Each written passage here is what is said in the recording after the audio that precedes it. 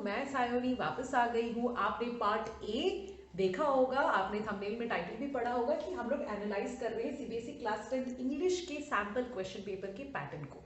तो part A में मैंने क्वेश्चन नंबर 1 से लेके क्वेश्चन नंबर 7 को कवर किया था। वहाँ पे मैंने डिटेल्स में समझाया है कि किस टाइप के क्वेश्चंस हम लोग एक्सपेक्ट कर सकते हैं। और अभी पार्ट बी में हम लोग क्या करेंगे, सेक्शन बी को अच्छे से एनालाइज करेंगे, जहाँ पे मैं क्वेश्चन 8 से लेके क्वेश्चन 13 को आपको एकदम डिटेल में समझाऊंगी कि what kind of questions these are और हमें आगे चल के क्या एक्सपेक्ट करना है। तो let's start the analysation. Letter of complaint question 8 जो है ये आपका राइटिंग सेक्शन है। क्वेश्चन नंबर 8 से आपका राइटिंग सेक्शन शुरू हो जाएगा। इसके पहले आपका रीडिंग एंड ग्रामर सेक्शन था। अब आपका शुरू हो जाएगा section B, that is the writing section. तो लेटर ऑफ कंप्लेंट एक आएगा, उसमें भी एज यूजुअल आपको दो ऑप्शंस रहेंगे, ए और बी। आपका जो मन है वही करोगे। अगर आपने सैंपल क्वेश्चन पेपर को देखा होगा तो there they have given two kind of letter of complaint. एक में आपको पैंडेमिक सिचुएशन को बेस्ड करके पुलिस को आपको एक कंप्लेंट लेटर लिखना है to maintain the law order and security of people, और दूसरा वाला जो लोगों ने दिया है that is based on order पे, सही टाइम पे आपकी ऑर्डर डिलीवरी नहीं हुई। दीज काइंड ऑफ क्वेश्चंस पहले के आपको सैंपल पेपर्स में भी मिल जाएंगे, क्योंकि ये टाइप के क्वेश्चंस पहले भी आते थे। So this is not going to be a new thing. लेकिन अगर आपको कोई भी डाउट है, don't worry, in my future videos में आपको हर टाइप का लेटर राइटिंग एंड सब कुछ मैं करवाऊँ। Now coming to question number 9, यहाँ पे आपको पैराग्राफ राइटिंग करना है जिसका वर्ड लिमिट 100 to 120 वर्ड्स दिया हुआ है, यानी you have to write a good number of lines. किस टाइप के आपको लिखने हैं, आपको कुछ डेटा दिया हुआ रहेगा, कुछ ग्राफ्स दिए हुए रहेंगे, बेस्ड ऑन दैट आपको लिखना है। तो that takes a lot of patience as well as practice. अगर आपकी प्रैक्टिस अच्छी रहेगी तभी आप ग्राफ देख के लिख पाओगे। ओके, उसको कैसे करना है मैं आपको जरूर सिखा दूंगी। Analytical writing, now this is again a new thing for you. आपको अगर आपने सैंपल पेपर देखा होगा, वहां पे उन लोगों ने न्यूज़पेपर से 2 लाइन उठा के दी है और बड़ा ही डिबेट करने लायक लाइन है वो।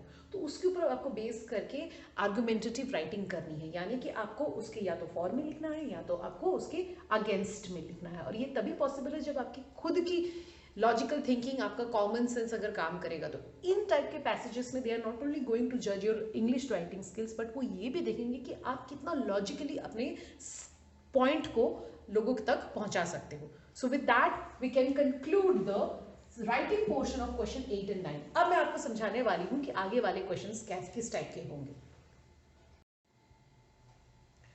Now students we are going to move forward to section B का लिटरेचर वाला पार्ट, यानी कि आपके लास्ट के जो क्वेश्चन नंबर 10, 11, 12 और 13 है।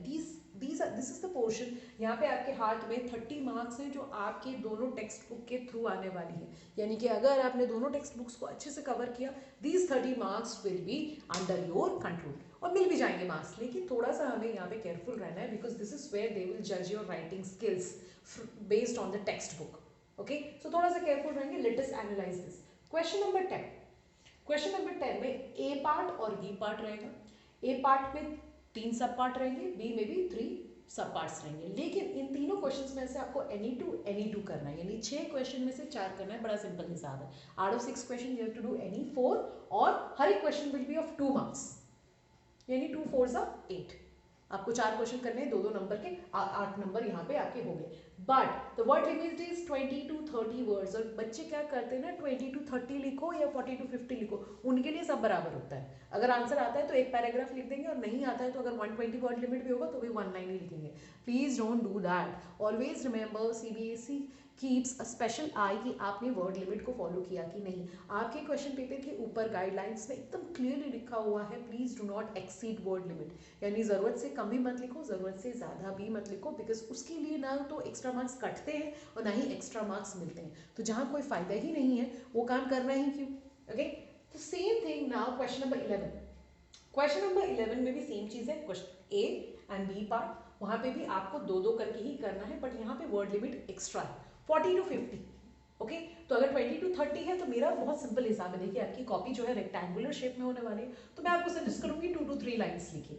40 to 50 है, आप 4 to 5 लाइंस लिखिए। अगर आपकी हैंडराइटिंग थोड़ी सी बड़ी है तो अगर आप 1-2 लाइन कम लिख सकते हो, हैंडराइटिंग आपकी छोटी है तो 1-2 लाइन आप ज्यादा लिख सकते हो। यू कैन एडजस्ट दैट, लेकिन ये भी प्रैक्टिस के ऊपर ही डिपेंड करता है। Last question, second last question is question number 12। Long question based on the main textbook. आपकी जो मेन टेक्स्ट बुक है फर्स्ट फ्लाइट वहां से आएगा। यहाँ पे भी they will be giving you 2 options, A और B. 100 to 120 words. If you see the sample question paper, आपने देखा होगा इस बार आपका हाईएस्ट वर्ड लिमिट 120 वर्ड्स का ही है. 250 200 इस टाइप के एक्सट्रीमली लॉन्ग आंसर्स आपको लिखने ही नहीं. So it is not difficult. मेरे ख्याल से अगर आप इसको एनालाइज करेंगे 100 to 120 वर्ड्स मतलब 10 से लेके 12 लाइन. इतना लाइन तो तुमने बचपन में भी लिखा ही होगा. So this is not going to be difficult for you. Okay, so long question based on first flight A और बी. आपको सिंगल सिंगल क्वेश्चन भी दे सकते हैं या फिर ए का ही कुछ सब पार्ट भी हो सकता है. They will clearly mention the name of the chapter also, तो जिससे कि आपको रिकॉग्नाइज करने में और इजी हो जाएगा. Okay, 100 to 120 words. Long question from the footprints वाला आपका जो सप्लीमेंट्री रीडर है वहां से भी क्वेश्चन आएगा with the same marks weightage. 100 to 120 words 5 marks का, यानी इस बार का हाईएस्ट मार्क राइटिंग का मार्क्स लिमिट है 5 मार्क्स. लेटर भी आपका 5 मार्क्स का है, पैराग्राफ राइटिंग भी 5 मार्क्स का है, लॉन्ग क्वेश्चन आंसर्स भी 5 मार्क्स के, और हाईएस्ट वर्ड लिमिट भी 120 मार्क्स का है. सो 2-3 चीज़ें आपको दिमाग में रखनी है क्योंकि 80 मार्क्स का है, टाइम 3 आवर्स है, और इस बार बहुत ज़्यादा लिखना तो नहीं है लेकिन बहुत ज़्यादा सोचना है. राइटिंग का पोर्शन कम है लेकिन आपने देखा ही होगा there are so many MCQ questions. तो एमसीक्यू क्वेश्चंस में वही बच्चे आगे बढ़ पाएंगे जो एनालिटिकल थिंकिंग के साथ आगे बढ़ेंगे और बहुत अच्छी प्रैक्टिस के साथ आगे बढ़ेंगे. अगर आपको पता होगा, मैंने ऑलरेडी एक वीडियो अपलोड करके रखा है जहाँ पे मैंने आपको क्लियर कट इंस्ट्रक्शन दे के रखे हैं कि आने वाले 2 महीने, अगर ये मान के हम लोग चले कि आपके हाथ में 2 महीने हैं तो किस टाइप से आपको प्रिपेयर करना है. अगर आपको वो वीडियो नहीं मिल रहा है, मैंने डिस्क्रिप्शन में उसका लिंक दे दिया होगा और ऊपर आई बटन में भी आपको उस वीडियो की लिंक मिल जाएगी. प्लीज़ जाके उसको भी विजिट कीजिए आप. और साथ ही साथ पूरा इसका पार्ट ए भी मैंने बनाया है जहाँ पे मैंने सेक्शन ए डिस्क्राइब किया है और पार्ट बी में मैंने सेक्शन बी डिस्क्राइब किया है. दोनों को अच्छे से एनालाइज कीजिए. कमेंट सेक्शन में मुझे बताइए आपको कौन सा पार्ट समझ में नहीं आया. मुझे समय मिलेगा तो मैं आपको रिप्लाई करके जवाब दूंगी, और अगर आपका कुछ भी फीडबैक है हमें कमेंट के थ्रू बताइए. With that we conclude the explanation of class 10 English question paper pattern, और आशा करती हूँ कि आपको समझ में आया होगा. जो कुछ भी आपको हेल्प की ज़रूरत होगी कमेंट सेक्शन में हमसे जुड़े रहिए. Thank you, bye bye.